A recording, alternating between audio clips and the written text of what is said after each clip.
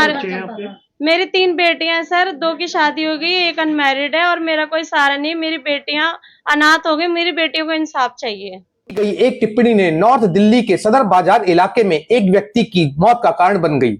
शादी की खुशियों में डूबे एक परिवार पर उस समय दुखों का पहाड़ टूट पड़ा जब इंस्टाग्राम स्टोरी पर हुए विवाद ने हिंसक रूप ले लिया और एक पिता की जान चली गई। पुलिस के अनुसार मोतिया खान इलाके में रहने वाली युवती ने 18 फरवरी को कृष्णा नामक युवक से कोर्ट मैरिज की थी। 23 फरवरी को होने वाले रिसेप्शन की तैयारियां चल रही थी। इसी बीच 20 फरवरी की रात करीब 8:45 पर शादी से जुड़ी एक इंस्टाग्राम स्टोरी पर रिश्तेदारी में लगने वाली युवती ने कथित रूप से आपत्तिजनक टिप्पणियां कर दी। टिप्पणी में युवती के भागकर शादी करने का तंज कसा गया। इस टिप्पणी को लेकर दोनों पक्षों में फोन पर बहस हुई। आरोप है कि बातचीत के दौरान गाली गलौज हुई और एक पक्ष ने दूसरे को सबक सिखाने की धमकी दी। मामला शांत कराने के उद्देश्य से मृतक संजीव अपनी पत्नी और बेटी के साथ आरोपी पक्ष के घर पहुंचे। वहां से लौटते समय गली में उन्हें रोक लिया गया। पुलिस के मुताबिक आरोपियों ने सतीश के साथ मारपीट की। इसी दौरान एक आरोपी ने चाकू निकालकर सतीश के सीने पर वार कर दिया।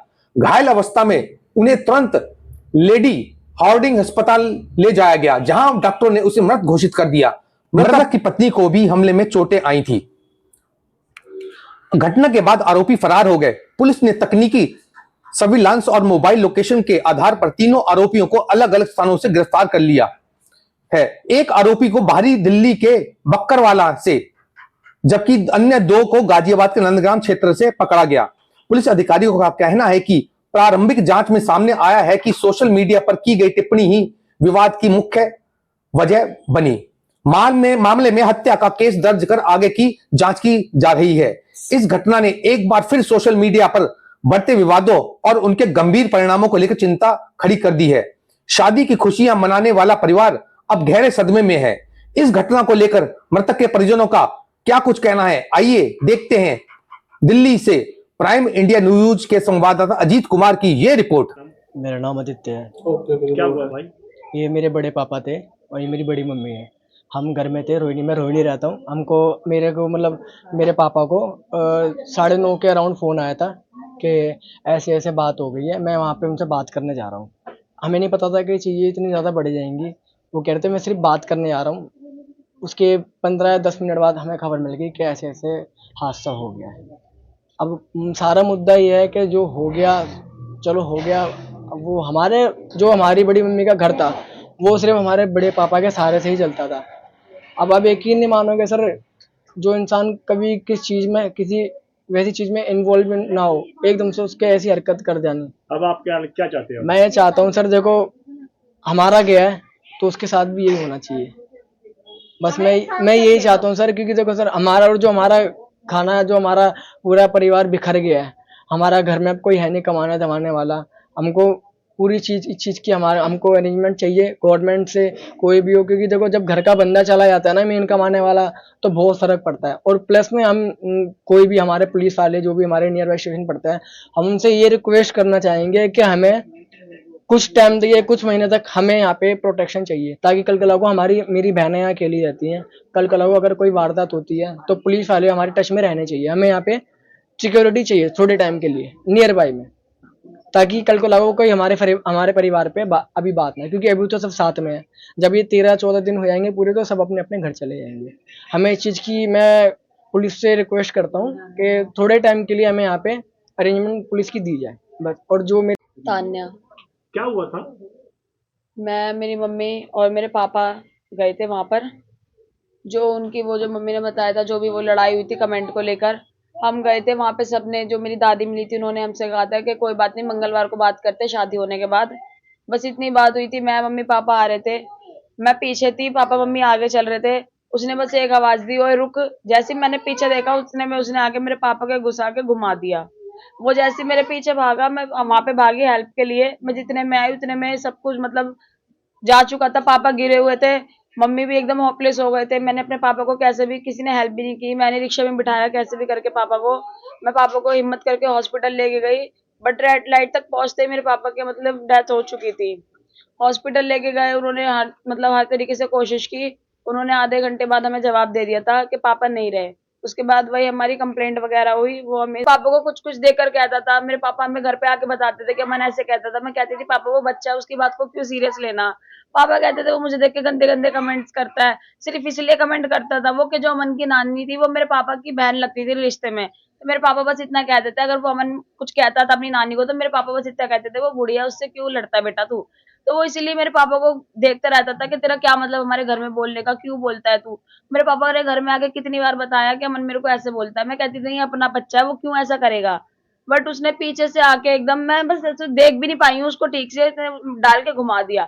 जस्ट कैमरे के नीचे हुई थी ये बात। उसमें अमन था, अमन का पापा था, अमन की बहन तान्या थी, उसका छोटा भाई पुन्ना था और उसके मौसी के बच्चे थे, अंजलि थी, अंजलि का फियोंसे था, सबने हम पे वार सब थे। ये अंजलि के तीनों भाई थे, अंजलि थी, एक एक उनकी मतलब क्लिपिंग में उन सबके फेस भी आए हैं जिन्होंने किया था। बिल्कुल कैमरे के नीचे हुआ था जस्ट। अच्छा, पुलिस में आपने क्या शिकायत की थी इसकी? हमने पुलिस में कोई शिकायत नहीं की थी, हम हॉस्पिटल गए थे, वहीं से डायरेक्ट हमें भेजा गया था फिर। अच्छा, अस्पताल से? हाँ, जब पापा की डेथ हो चुकी थी। तो अस्पताल में किसने लेके गए थे? रिक्शा में लेके गए थे हम, लेडी नार्डन में। अच्छा, तो आप क्या क्या क्या चाहते हैं? हमें इंसाफ चाहिए सर, इंसाफ चाहिए हमें। मेरे पापा सीधे थे, किसी से लड़ते भी नहीं थे।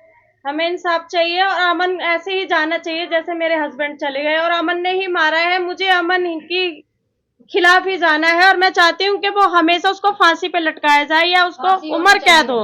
मेरी यही गुजारिश है सर कि जैसे मेरे हस्बैंड दुनिया से चले गए, अमन भी जाना चाहिए। मैं नहीं चाहती वो किसी और के साथ भी कोई क्राइम करे।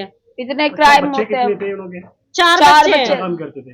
वो सारे फुकरे ही हैं, 3 है। चक्कूबाजी ही करते हैं, गुंडागर्दी करते हैं। गुंडा। आपका नाम? सोनिया सर। सोनिया जी, ये बताइए क्या मामला हुआ है, किसका मर्डर हुआ है? सर मेरे हस्बैंड का हुआ है, सतीश नाम है उनका। और हम लोग क्या कहते हैं घर में थे, शादी का माहौल था। मंडे को मेरी बेटी की शादी थी। मेरी जिस बेटी की शादी थी उसके बारे में तान्या ने कोई गंदा कमेंट पास करा था इंस्टाग्राम पे। वो उसकी बेटी थी अश्मनी की। तो फिर उन्होंने, तान्या ने उसको बोला कि तू मेरी बहन के बारे में ऐसे क्या बोल रही है। तो इन दोनों की फोन पे बहस हुई। तो उसने अपने भाई को बताया, उसका भाई हमारे घर आ रहा था मेरी बेटियों को मारने के लिए।